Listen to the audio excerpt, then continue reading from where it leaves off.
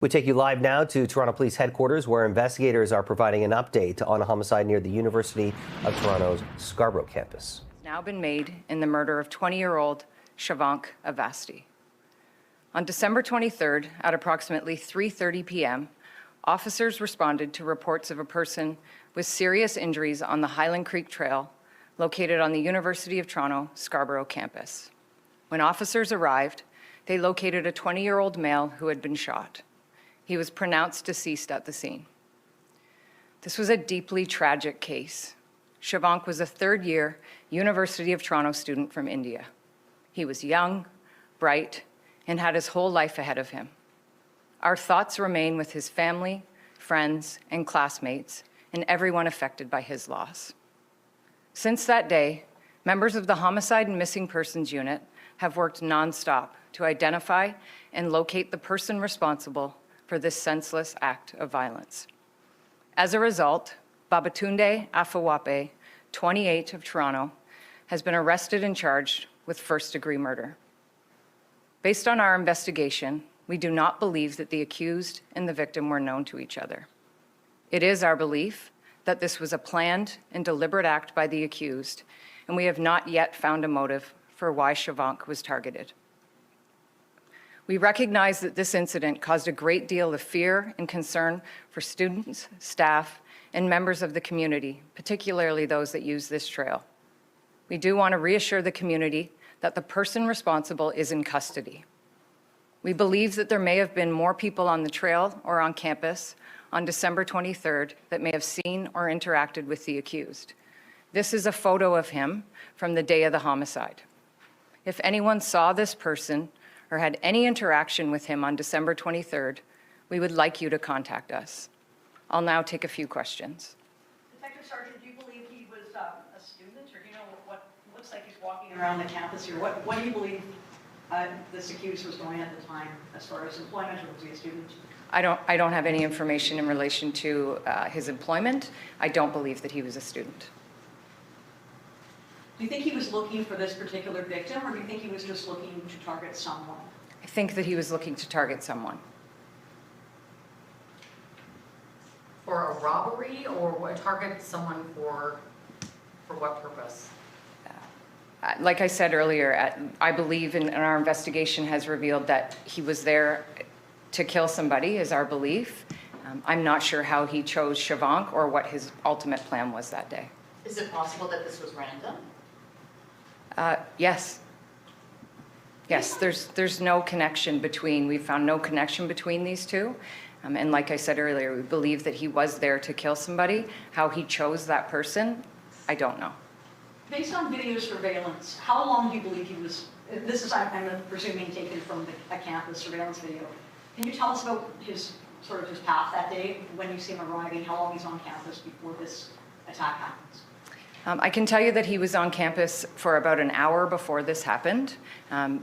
Anything outside of that, that's part of the reason that we're here and why we're showing this picture, because we would like people that interacted with him at any point to contact us. Did he arrive by bus, by car? Do we know that? I'd rather not get into that. It will come out in court. Does it appear that there was an interaction between the two? I mean, was the victim shot from behind or from afar? I'm not going to get into that now. It will come out in court. I appreciate the question. I'm unable to answer it right now. Has a gun been recovered? Yes. Is the accused a Canadian citizen? I'm not sure. Or do you know his residency status? I don't right now. I apologize. I don't. Was the accused out on bail for any reason? He was on parole for firearm offenses. What about, I mean, we're trying to paint the picture of Sure. what was the victim doing on that day? If you can tell us sort of what you believe based on, what happened leading up to his death. Well, the victim was a student at the University of Toronto, and he was walking around. He was on the campus for school-related reasons. And do you believe that the accused ambushed him, or how do you believe the attack happened?